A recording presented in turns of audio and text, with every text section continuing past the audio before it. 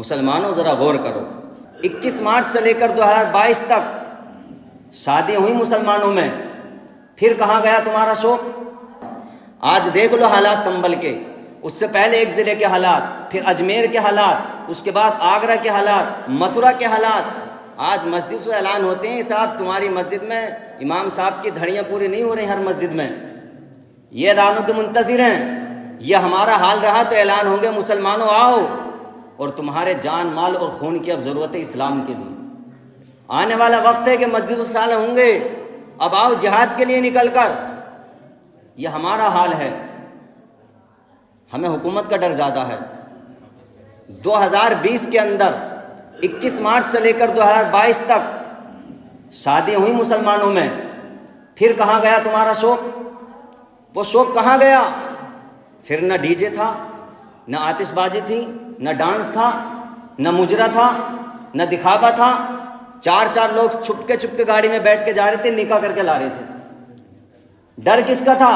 تمہیں حکومت کا ڈر تھا، اگر پتہ لگ گیا کہ یہاں شادی ہو رہی ہے تو ابھی پولیس آ جائے۔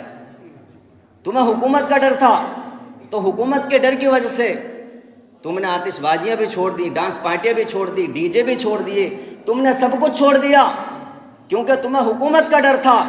اور جنہیں حکومت کا ڈر نہیں تھا وہ آج بھی شادیوں کو دین اسلام کے طریقے پر کرتے ہیں، اور اس وقت بھی وہ دین اسلام کے طریقے پر کرتے تھے۔ مسلمانوں ذرا غور کرو، اپنے آپ کو دین اسلام کی طرف لے کر آؤ میرے بھائیوں، میرے بزرگوں، دوستوں، نوجوانوں۔ تیسری ہمیں نصیحت کیا ملتی ہے اس واقعے سے؟ تیسری نصیحت ہمیں ملی کہ وہ شخص جو اپنی مزدوری چھوڑ گیا اور جو اس کا مالک تھا اس نے اس کی مزدوری کو ختم نہیں کیا، دھوکہ نہیں دیا، جھوٹ نہیں بولا۔ کیوں؟ کیونکہ جھوٹ، دھوکہ اور خیانت یہ اسلام میں نہیں ہے۔ اللہ کے رسول نے فرمایا جو امانت میں خیانت کرے وہ ہم میں سے نہیں ہے۔ فرمایا جو جھوٹ بولے وہ مومن نہیں ہے، اور جو وعدے کو توڑ دے وہ سچا مومن نہیں ہے۔ اس شخص نے اس کی مزدوری کو پورا واپس کیا اور اسے کام میں لگایا، جتنی اس سے انکم ہوئی، آمد ہوئی، جتنا اس سے بینیفٹ فائدہ ہوا وہ تمام کا تمام اسے واپس کر دیا۔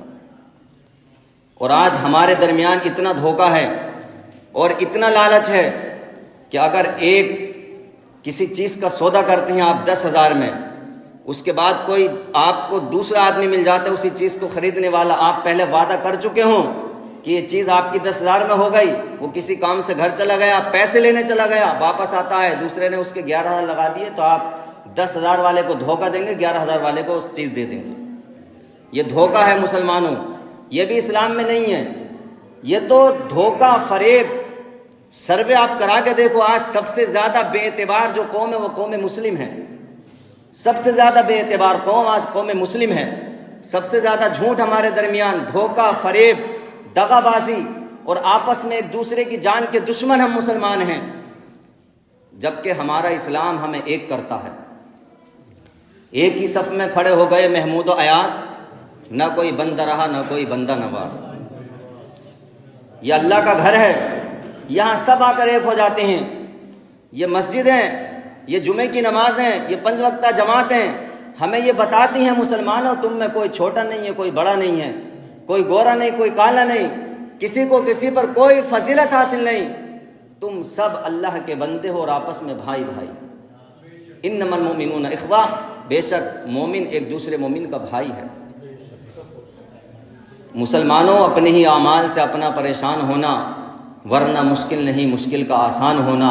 سارے عالم پر ہو تیری حکومت ہے قوم مسلم، اگر تو سمجھ جائے اپنا مسلمان ہونا، اگر تو سمجھ جائے اپنا مسلمان ہونا۔ اس بات کو سمجھو کہ ہمیں اللہ نے مسلمان بنایا ہے۔ آپ کتنے ہی غیر مسلموں کی طرح، یہودیوں کی طرح، نصرانیوں کی طرح زندگی گزار لو، اپنی شادی بیاہ فنکشن کتنے ہی یہودی، نصرانی، غیر مسلموں کی طرح کر لو، لیکن جب بھی تم مارے جاؤ گے تو صرف اس بات پر مارے جاؤ گے کہ تم مسلمان ہو۔ جب بھی مارے جاؤ گے اس بات پر مارے جاؤ گے کہ تم مسلمان ہو، اور ہم اپنے آپ کو مسلمان ہونا سمجھ ہی نہیں رہے۔ پارہ نمبر 1 ہے قرآن مقدس میں، وَلَن تَرْضَىٰ عَنْكَ الْيَهُودُ وَلَا النَّصَارَىٰ حَتَّىٰ تَتَّبِعَ مِلَّتَهُمْ۔ اے محبوب یہ ہرگز یہود و نصارہ آپ سے راضی نہیں ہو سکتے، چاہے یہاں تک کہ آپ ان کے دین کی اتباع کیوں نہ کر لیں، یہ آپ سے راضی نہیں ہوں گے۔ ہم کسے راضی کرنے میں لگے ہیں مسلمانوں؟ ہمارا دین اتنا پیارا دین اسلام ہے، پوری دنیا میں، پوری کائنات میں، پورے ورلڈ میں اس سے بہتر کوئی دین ہی نہیں ہے، اس سے زیادہ بہتر کسی کے پاس کوئی فارمولے نہیں، اس سے زیادہ بہتر عبادت کا طریقہ نہیں، بھائی چارے کا اس سے بہتر کسی کے پاس کوئی پیغام نہیں، اس سے زیادہ انصاف کرنے والا کوئی دین نہیں۔ اتنا پیارا دین اسلام اللہ تبارک و تعالیٰ نے ہمیں عطا فرمایا ہے، اور ہم اپنے دین کو ایسے چھوڑ بیٹھے ہیں اس وقت کہ ہمیں اپنے دین کی پرواہ ہی نہیں ہے۔